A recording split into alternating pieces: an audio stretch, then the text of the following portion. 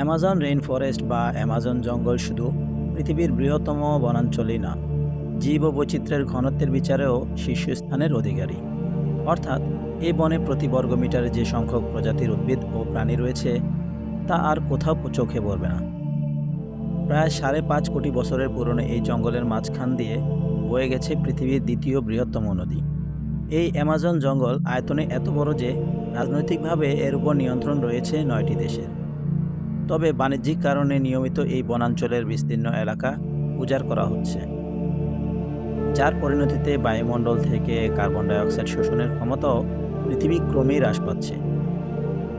জলবায়ু পরিবর্তনের বিরূপ প্রভাব নিয়ে উদ্বেগের মধ্যে বিষয়টা মরার উপর খাড়ার ঘায়ের মতো অবস্থা তৈরি করছে। পৃথিবীর বৃহত্তম এই জঙ্গল নিয়ে আপনাদের বিস্তারিত জানাতে এই ভিডিওটি তৈরি করা হয়েছে।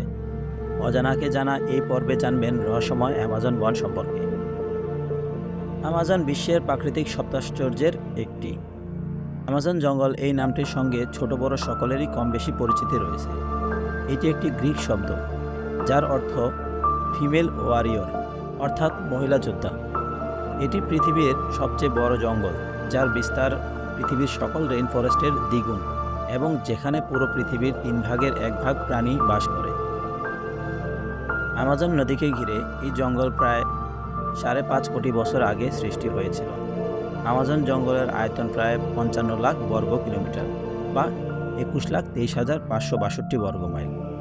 অ্যামাজন অরণ্য অ্যামাজন নদীর অববাহিকায় পৃথিবীর সবচেয়ে বড় নিরক্ষীয় বন, যা দক্ষিণ আমেরিকা মহাদেশের উত্তরভাগে 9টি দেশের অন্তর্ভুক্ত। অ্যামাজন অরণ্য 60 ভাগ ব্রাজিলে, 13 ভাগ পেরুতে এবং বাকি অংশ Colombia, Venezuela, Ecuador, Bolivia, Guyana, Suriname এবং ফ্রেঞ্চ গুয়ানাতে। অ্যামাজনকে রেইন ফরেস্ট বলা হলেও এর অর্থ কিন্তু এই না যে এখানে সারা বছর বৃষ্টিপাত হয়, বরং রেইন ফরেস্ট বলা হয় এখানকার অত্যাধিক আর্দ্রতা, বৃষ্টিপাত এবং গরম আবহাওয়ার কারণে। প্রচণ্ড গরমের কারণে এখানে বাষ্পীভবনের হার অনেক বেশি, যা আর্দ্রতা এবং বৃষ্টিপাত বেশি হওয়ার অন্যতম কারণ। এই গরম আবহাওয়া, বৃষ্টিপাত এবং আর্দ্রতার কারণে এই বনের উদ্ভিদ ও প্রাণীকুলের বৈচিত্র্যময় সমাহার দেখা যায়। এখানে আছে 120 ফুট উঁচু গাছ, 40,000 প্রজাতির উদ্ভিদ, 2.5 মিলিয়ন প্রজাতির কীটপতঙ্গ, 1294 প্রজাতির পাখি, 378 প্রজাতির সরীসৃপ, 428 প্রজাতির উভচর এবং 127 প্রজাতির স্তন্যপায়ী প্রাণীসহ হাজারো প্রজাতির অজানা জীব অণুজীব। এখানকার প্রাণী বৈচিত্র্য অতুলনীয়।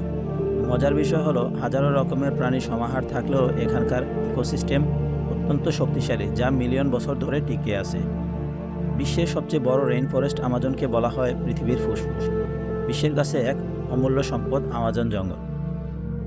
উষ্ণ পৃথিবীতে অক্সিজেন দিয়ে জীব বৈচিত্র্যকে টিকিয়ে রাখতে গুরুত্বপূর্ণ অবদান রাখছে এই আমাজন। অ্যামাজনের নাম নিলেই উঠে আসবে কিছু বিশেষ প্রাণীর নাম। এদের মধ্যে হচ্ছে জাগুয়ার, গোলাপি ডলফিন, তামান্ডুয়া, তাপির, মানাতি, ইঁদুর, কাঠবিড়ালি, বাদুড় ইত্যাদি। এছাড়াও বিশ্বের সব ভয়ঙ্কর প্রাণীর অধিকাংশ আমাজনে বাস করে। এদের মধ্যে পয়জন ডার্ট ফগ একটি। পয়জন ডার্ট ফগ নামক ব্যাঙগুলোকে সকলেরই ইচ্ছে হবে হাতে নিয়ে একটু এর শরীরে হাত বুলিয়ে দিতে। যদি আপনি এমনটা চান তাহলে জেনে নিন আপনার মৃত্যু অবধারিত, কারণ আমাজনে বসবাসকারী এই ক্ষুদ্র ব্যাঙগুলো পৃথিবীর বিষাক্ত প্রাণীদের মধ্যে অন্যতম। এছাড়াও এ বনে রয়েছে গ্রিন অ্যানাকোন্ডার মতো সাপ। অ্যামাজন বলতে অ্যানাকোন্ডা সাপের কথা চোখে ভাসে। এই অ্যানাকোন্ডারই আরেক জাত এই গ্রিন অ্যানাকোন্ডা। একে বলা হয় বিশ্বের সবচেয়ে বড় সাপ। অ্যামাজন নদীতে এদের দেখা মেলে। এদের দৈর্ঘ্য 30 ফুট পর্যন্ত হয়, ওজন 250 কেজিরও বেশি। অ্যামাজন নদীর আরেকটি ভয়ঙ্কর প্রাণী হচ্ছে পিরানহা। এই মাছের মধ্যে রেড বেলি পিরানহা খুবই ভয়ানক। আমাজন নদীর ত্রাস বলা হয় এই মাছকে। এরা ঝাঁক বেঁধে ঘুরে বেড়ায়, শিকার করে দলবদ্ধভাবে।